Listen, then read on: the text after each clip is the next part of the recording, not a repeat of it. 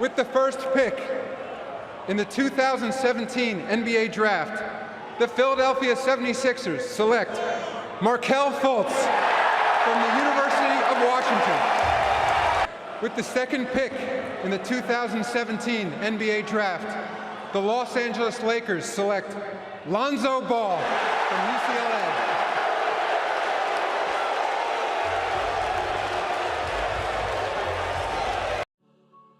After a much anticipated 2017 NBA draft that certainly did not disappoint like the drafts in previous years, it seemed all the cards fell right into place, as Markelle Fultz was drafted number 1 overall to the 76ers, and Lonzo Ball was drafted by his hometown Lakers with the second pick.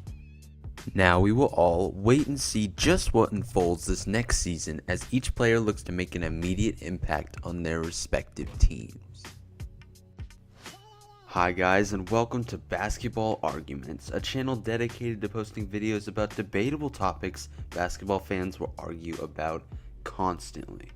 In each video, our goal is to post as much factual info as possible so that you, the viewer, can form an opinion and throw it in the face of anyone trying to argue against you.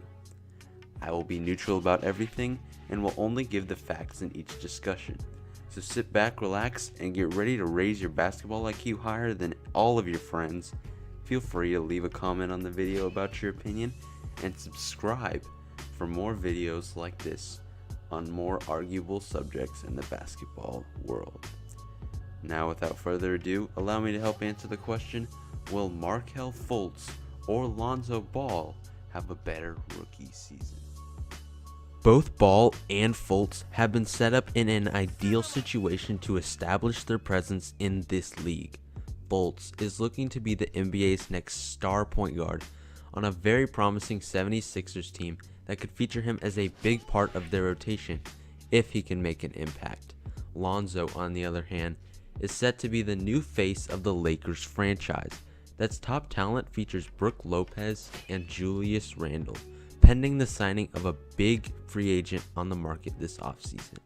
The Lakers look likely to be on the bottom half of the NBA this season, but Magic Johnson has made it clear he sees a lot of potential in the 6'6" point guard out of UCLA, as indicated by the fact that he traded what looked to be his biggest asset, snitch, to the Nets.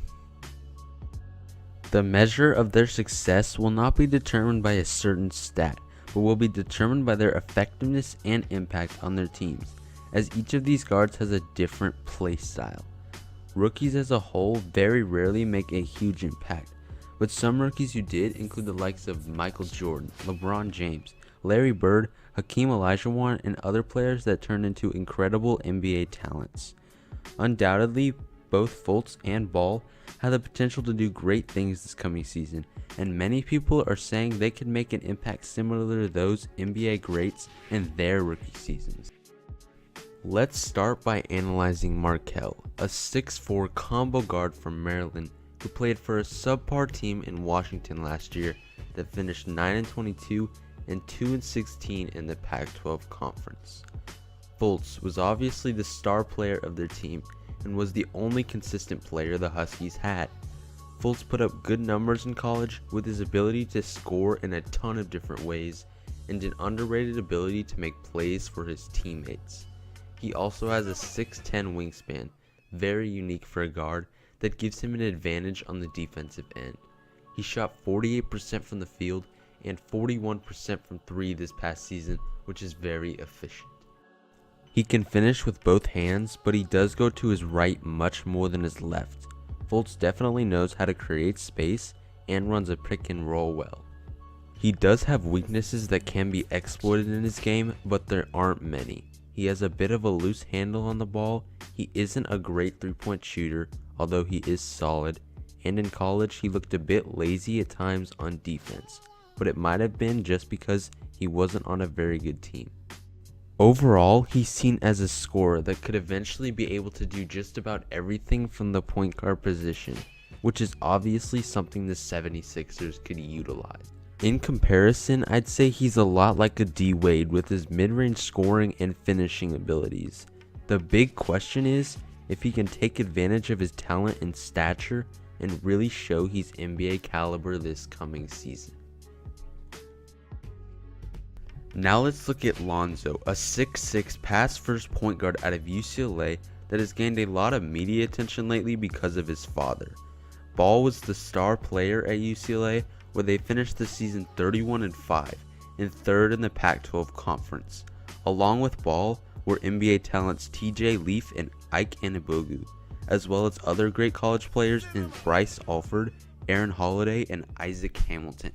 Ball's special quality is making his teammates around him better, which was shown immediately when he started his college career. At UCLA, Lonzo had an impressive stat line of 14.6 points, 8 assists, and 6 rebounds per game. Ball has shown a unique passing ability and that he could shoot from deep range in college, with pretty high efficiency. Lonzo also showed potential on the defensive end with his size and athletic ability. For his weaknesses, I'll admit there's some cause for concern there. One big one is that his odd shooting form makes it hard for him to get off mid-ranges that could be open for him otherwise. Instead, he seems to shy away from the mid-range game and kicks it out to his teammates. He doesn't have a ton of moves in his arsenal. You'll see it a ton of times where he does a repeated left to right through the legs dribble to a step back to his left that many players in the NBA could sit on. If he can find more ways to attack, it would allow him to be much more effective in the NBA. All of that being said, these weaknesses can be fixed if he puts in the work to do so, which might even require changing his shot form. But the real question is if he'll have these things added to his game come this season, or maybe he'll fit right in without them. Overall, people see Lonzo Ball as a player that could make the right plays to win games with his passing ability. In the bigger picture, this era of the NBA includes point guards that can do just about everything on the basketball court. Players like Chris Paul, Stephen Curry, and James Harden can control pace, pass with precision, shoot it from the perimeter, score it by themselves, and play a little bit of defense. Looking at these two point guards, it can be hard to see who will show they're the better player come this season. Except if you're LeVar Ball, who I'm pretty sure has a pretty clear opinion on the matter. Bruh, look at this dude. It all comes down to how each of their games will translate to the NBA, the systems of their teams, and with the players they have with them. Fultz is the better scorer for sure, but he hasn't yet proved he can win games. Lonzo is the better playmaker, but his unorthodox shot and lack of other offensive abilities may hold him back. Defensively, they are about evenly matched. The 76ers look to have a better team assembled, which could have an impact on the matter. Will Fultz trust the process and show he's the next star point guard? Could he win the NBA's MVP like he's claimed to have a goal of? Or will Lonzo prove he's the better player with his unique passing and leadership abilities? Will Ball make the playoffs like his father so boldly stated? Will a different rookie emerge in this stacked draft class to be a star player and outplay both Fultz and Ball? I'm sure you all have an opinion, so please share all of your thoughts down below in the comments section. All I ask is that you remember these guys are rookies, and while we are just comparing their rookie seasons, they will have time to grow. Please drop a like if you enjoyed this video as well, and subscribe because I will be doing more videos on highly debated basketball topics. Thank you all so much for watching, and I'm out. Peace.